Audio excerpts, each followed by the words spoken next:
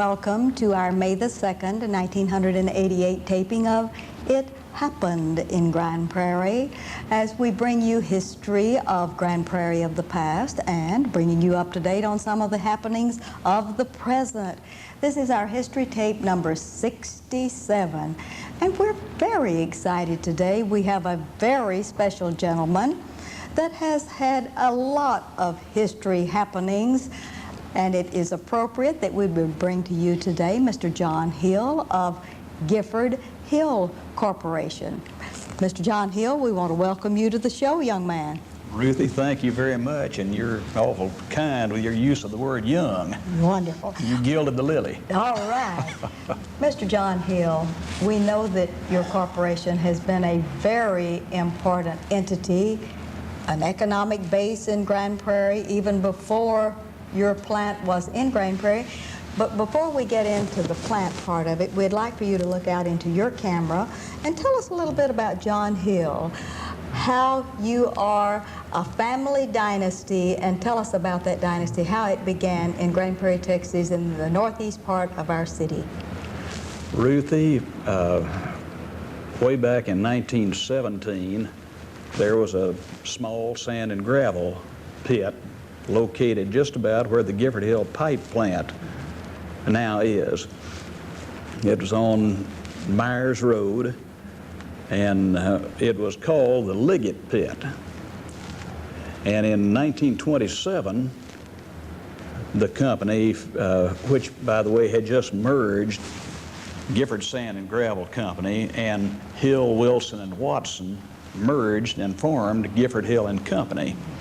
That was in July of 1926. And they immediately decided that they were going to build a new sand and gravel plant, a very fancy one. And so by April 1927, the June pit was ready to start up with a brand new plant. And I have some photographs here that I will show to you and to the television camera. But I want to back up for just a moment and say that my father, whose name was John Rutledge Hill, and his nickname was Perch Hill, merged his company with the Gifford operations, which were run by Mr. P.W. Pete Gifford. And that's the way the Gifford Hill Company started out. And my father was a graduate of Texas A&M in the class of 1913. And I'd want to tell you that he was known all over the state of Texas as Perch Hill. The way he became Perch Hill was when he was a freshman at Texas A&M. All freshmen down there are referred to as fish. Your first year, you are a fish. And my father introduced himself to a senior one day, not long after he got on the campus, said, "I'm Fish Hill." The senior looked at him and said, "Son, you ain't big enough to be a fish. You are nothing but a perch." So he carried that. So he became Perch Hill, and when my father died in 1959, I talked to my mother about whether we ought to put J. Rutledge Hill, John Rutledge Hill, on the tombstone, or should we put Perch? And she said, "I think we better put John Rutledge Hill." So, outvoted. Yeah. Outvoted. All right, now your dad and your mom had a family, and tell us about your family. Yeah. Well, they had two children, one son, me. I was born in October of 1922, and my sister Catherine was born on the last day of December 1927. And those were the kids. My sister married a man who's in the building business, and she lives in San Antonio now. And I married and lived in Dallas and went to work for Gifford Hill. Mm-hmm. And I believe you're an Aggie also? Oh, I'm an Aggie, sure. Right. I'm in the class of 1944 from Texas A&M. Good. We didn't want you to leave that out. I started at A&M in September of 1940. And then World War II came along and interfered very considerably with all the people of my vintage, interfered with our education and cost a number of us their lives. But I was lucky. I went off and served in the 13th Airborne Division in the European Theater, and I was in the 88th Glider Infantry Regiment, which was the first airborne unit in the U.S. Army. And it was fun being a glider infantryman. I'm glad I'm back here still alive, able to tell about it. But it was exciting. Now, when you did come back from the service and did start at Gifford Hill, what did you do, Mr. Hill? Well, I first started out as a bookkeeper. I got out of the Army on April the 1st of 1946, and I started on April 15th as a bookkeeper, and I worked at that job until September of 1946, when I went back to school to finish my civil engineering degree. I had 3.5 years of credit, and in the middle of my senior year, I went on active duty, and off I went to Europe. But when I came back, I had to do one more semester's work to get that Bachelor of Science degree, which I wanted very much. And when I graduated from A&M in January 1947, I then went to work in the engineering department under an Indian named Jerry W. Higgs, who was a marvelous man, great engineer, and a great teacher. So I worked in the engineering department for 4 years, and then I was sent down to Seagoville to manage a gravel plant that we had designed and built. And I spent 2 years at Seagoville learning how to dig it out of the ground and wash it and screen it and load it in cars or trucks and send it off to market, which was great fun. Then Jerry Higgs, the chief engineer of Gifford Hill, became very ill, and I had to come back from the gravel plant into the engineering department at Gifford Hill, and I served as chief engineer for from about 1953 to 1958, at which time I became the first vice president of the company.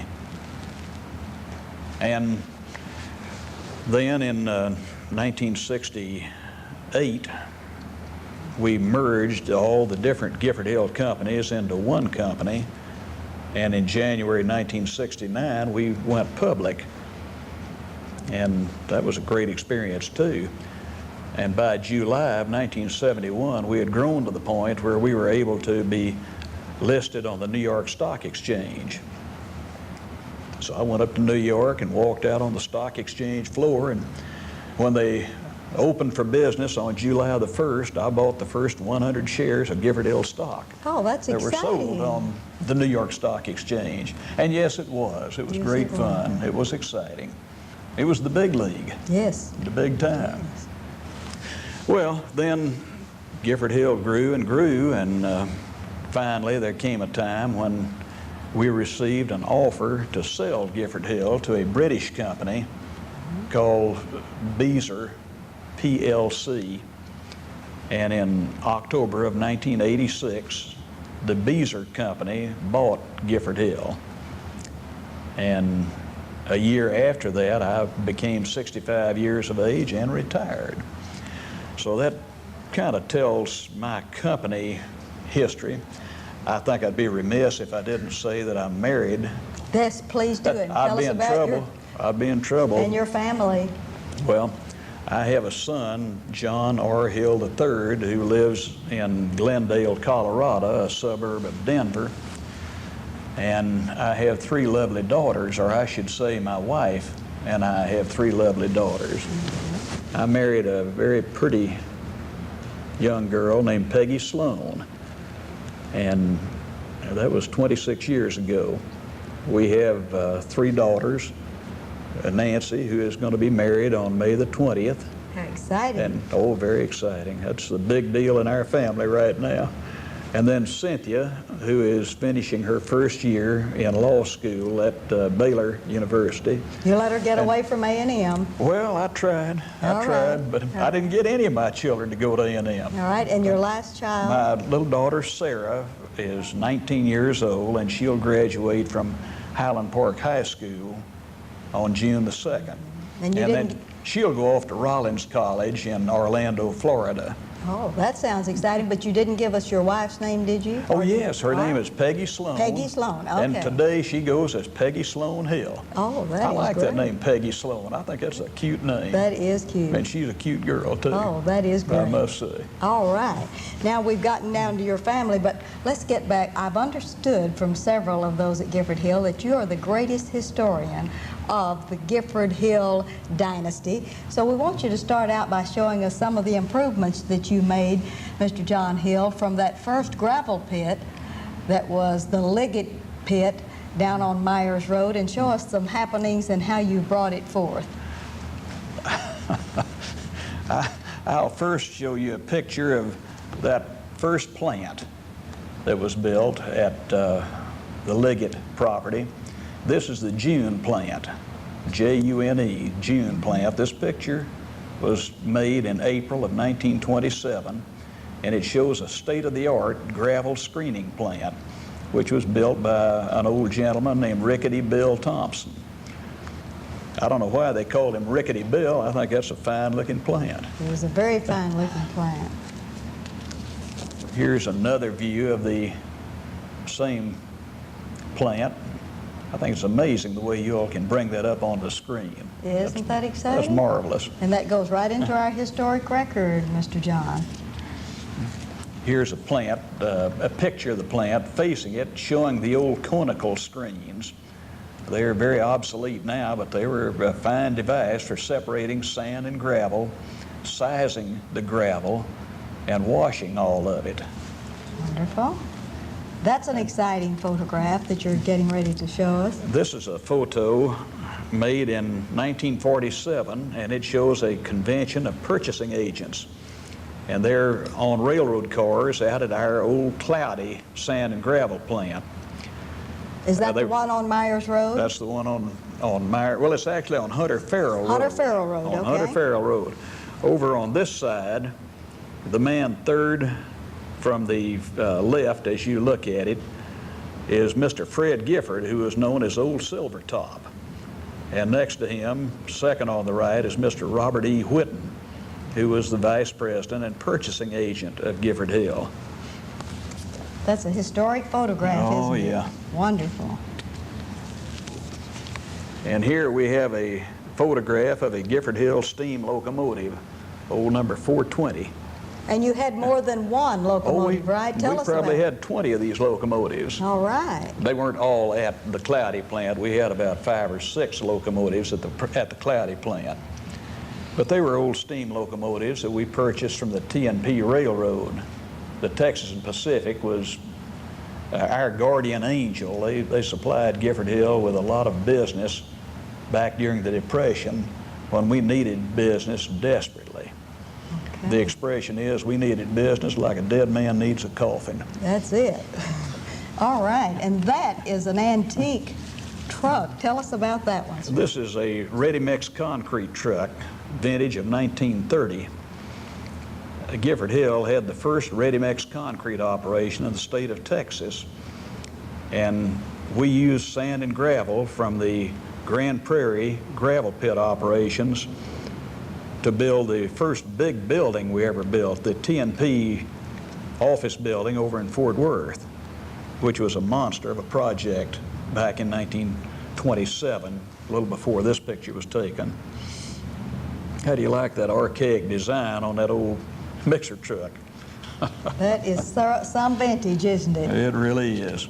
Now, this is interesting. Now we go back to 1947, and we have a picture showing the effect of the Great Flood of that year.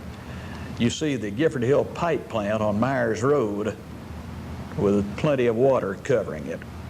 There were big floods in 1947, 1949, and 1957. And since that time, we haven't had any floods of that character. They built the dams on the West Fork of the Trinity that controlled flooding. Thank heaven for it. Yes, I believe you have another flood picture here. Here we are looking north up Myers Road, and you can see the pipe plant over on this side, and you can see a car stranded right in the middle of Myers Road. And I want to tell you, Ruthie, that was an awful mess. It was an awful mess, and this is some of the aftermath of that flood, I believe, that you Here's a have now. picture of two of the locomotives at the Cloudy plant showing the track washed out from under them, and they're just about to fall over it. Those locomotives are in bad shape. And the rails underneath them They are. were in terrible shape, and what a job it was to straighten that thing out. I think I'm going to skip quickly over some of the. All right. Here's a graphic picture showing the wreckage caused by that great flood of 1947. Ruthie, how would you like to go out there and try to straighten that mess out? Oh, and clean that up. Wouldn't that be awful? That would be a gigantic project, wouldn't it? It was. We had two hopper cars full of cement that were sitting on the track when the flood came. The flood washed the track out from under them, and these covered hoppers fell over on their side. And you can imagine what happened when the water got to the cement inside. When the flood was over, they were just one solid block of concrete. It was bad. And that's an unusual machine, or type of machinery. What is that, Mr. We're looking John? at the old side dump railroad cars that Gifford Hill used to use to carry pit run sand and gravel from the pit where we dug it out of the ground, to the washing plant where we dumped the sand and gravel in a dump hopper, and it went up a belt conveyor into the plant where it was washed and screened and graded. And I believe you have another photograph of one of the same type of. This photograph is an end view of the little 10-yard dump cars, and you can see the chain linkage mechanism that allowed a man standing by the dump hopper to hit the proper link with a spike maul and dump the sand and gravel from the car into the dump hopper. The next is a photograph that is very exciting. We hope someone can help us identify this boat. I'm hoping that somebody in the audience will know about the boat called Old Gog. Old Gog is a Gifford Hill boat loaded with Gifford Hill people out inspecting the flood damage. And unfortunately, I cannot remember who any of the people in that boat are. I hope somebody will recognize the boat name or some of the faces, bearing in mind this was 41 years ago right now. Right, 1947, the famous flood, right? Right. Well, here's a classic photograph. This was taken in 1930, and it shows the groundbreaking for the Cotton Bowl at the State Fair of Texas. That's a Gifford Hill mule team at the far left. Gifford Hill did the grading, removing the dirt that allowed the Cotton Bowl to be built. Next to the mule team is Phil Prather, who was a member of the stadium committee, and on the right is Mayor J. Waddy Tate of Dallas. His term as mayor ran from 1929 to 1931. That is a very exciting historical picture. Dallas will want to share that with us, won't they? All right. And here's a picture of one of the first shipments of concrete pipe from the Gifford Hill pipe plant on Myers Road. The license plate on the car says 1931. And you'll have to admit that's a pretty crude looking trailer we have the pipe laid on. And here is a side view of the truck and trailer and that early shipment of concrete pipe. And they didn't have the facilities to load those pipe on like we do today, right? That's right. Loading was a matter of muscle, and unloading was a matter of main strength and awkwardness. I see. Here's a picture of concrete pipe being manufactured in the early days of Gifford Hill Pipe Company in Grand Prairie. We'd like help in identifying some of those that are in the photograph. Wouldn't that be nice if we knew who these fellas were?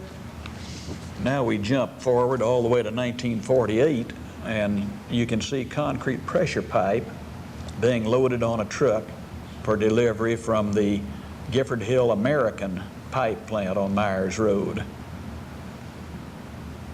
That's exciting. Now, this is an exciting era that you're getting ready to tell us Here we come about. to the fall of 1940. World War II had been going for about a year, and the Germans had overrun the entire continent of Europe, and Great Britain was the only real opposition to Adolf Hitler. The Americans decided that they were going to have to help, and there was a lot of fear that we would be drawn into the war. So, in the summer of 1940, they began construction of an airplane plant. It's now the LTV plant in Grand Prairie, but at that time it was owned by the North American Aviation Company, and we at Gifford Hill referred to it as the bomber plant. And you see the bomber plant being built in October or November of 1940. And what was Gifford Hill's role in the building of this plant, We did Mr. John? the grading, and we furnished the sand and gravel that went underneath the slab of the plant. All the sand and gravel that forms the base on which that plant stands came from us. And I believe we poured all the concrete. Here's another view of the plant, and it's amazing to me that they have the plant structure up, but they don't have the concrete floor down. They've got a truck and a bulldozer working inside the structure of the plant. And here is a further view of the plant showing the Letourneau scrapers working, moving dirt.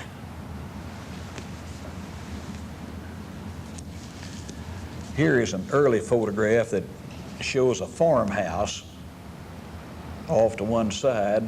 That was all farming country back in 1939 and 1940. They raised good cotton crops. You bet. Plowed the cotton under and began to build bombers.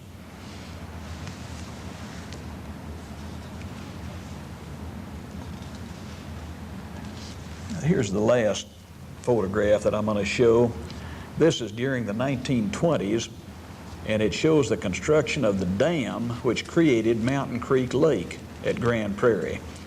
And I'm surprised to see that the wooden piling, which you can see hundreds of in this photograph, were just raw wooden piles. They do not appear to be creosoted. They don't appear to have any kind of treatment at all.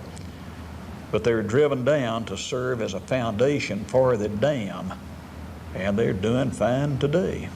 That is wonderful. That was a wonderful pictorial review, Mr. John Hill, and I believe that you have 2 or 3 other show and tell pieces of information, memorabilia that we're going to show our viewing audience and hope that the camera can pick it up. Tell us about this document. Ruthie, this is what we called a test map. It was made in the summer of 1934 by an engineer and draftsman who worked for Gifford Hill, who was named Cowboy Johnson. Cowboy Johnson, I think, did an awfully good, fancy job of lettering the name Gifford Hill. He really did. Down here, he worked on that. And you can see the Vilbig tract with the test holes indicated. The little round circle shows the location of each test hole, and the 2 numbers show what we call the log of the test hole. The number on top represented the overburden, or the dirt that had to be removed to get to the sand and gravel, and the number below showed the number of feet of recoverable sand and gravel. You can also see down on the very bottom of it a wooded area, and Cowboy took the trouble to draw in those trees. He really did. Is that near the Trinity River? Yes, it is. Oh. This is 1934, in the heart of the Depression, and there wasn't too much work to do, so Cowboy took time to draw in all those trees. All of the trees. That is wonderful. And I believe you're passing this document on to our historical group here in town. Gifford Hill is donating this and the other maps to Grand Prairie for use in your museum. Oh, that is wonderful. We appreciate that. Well, I hope that you'll enjoy it. Oh, and I hope the people to come in the future will enjoy it too. Yes, and what is this? Ruthie, this is a land ownership map, and it's drawn on what we call linen. The linen is terribly expensive now, and I don't think anybody uses it. But when you put a map or a drawing on this kind of material, it just lasts forever. The clue to the coding is that the red land was owned by Gifford Hill, and the land colored yellow was land under lease. On the leased land, we would dig the sand and gravel out and pay the owner so much per cubic yard for the material removed, and when we got through, he still owned the land. And what is the vintage of this map? This map is about a 1932, yes, March of 1932. 1932. Okay, we have one more Those show. were hard times. Those were hard times, right after the Depression, right? Well, right during the Depression. Yes, from 29 on. Oh, here is a classic map. Do you think we can show and tell that one? This map shows the June spur coming off the T&P main line up to the Gifford Hill pipe plant. And I had a map, which has been lost now, that showed this exact same scene, but right down in this area, they had a skull and crossbones drawn and a label beside it saying "Secret Underground Still." A moonshiner had a still right here by this railroad track. That was back in Prohibition times. All right, and that is the winding of the Trinity River up on the... Yes, this is the West Fork of the Trinity River up here. As it passes there. These are, and this is also on linen, isn't it? Oh yes, all of these maps that I'm giving you are on linen. Oh, that is so splendid. All right, we've been around the mulberry bush on a lot of good things about Gifford Hill, and you've mentioned several times in your interview about working with the T&P Railroad. Was that because Yes. the T&P ran between Dallas and Fort Worth, and that was your way to get your things to market? Oh no, We have 1 minute, they tell us. The Texas and Pacific Railroad Company had Gifford Hill and Company do a lot of railroad construction and maintenance, and we sold ballast to the T&P Railroad. And during the Depression, they saved our lives. They kept us going with business when there wasn't any business. And I wanted to give a few T&P memorabilia items to Ruthie. Here is a book of matches showing the Texas and Pacific Railroad logo, which they call the crimped diamond. And don't forget these two very quickly. Tell us about yes. these invoices. Here is a little coaster for your iced tea or whatever. And here are some invoices from the T&P Railroad. One of the interesting things about them is that it shows in October of 1953, I bought dinner for $2.75. Mr. John What a Hill, bargain. that was a bargain. Mr. Hill, we're out of time. It's been wonderful having you with us. We want to thank you for the time. Ruthie, you're very nice. I enjoyed it thoroughly. Thank you. Great fun. This is Ruthie Jackson reminding you that history is...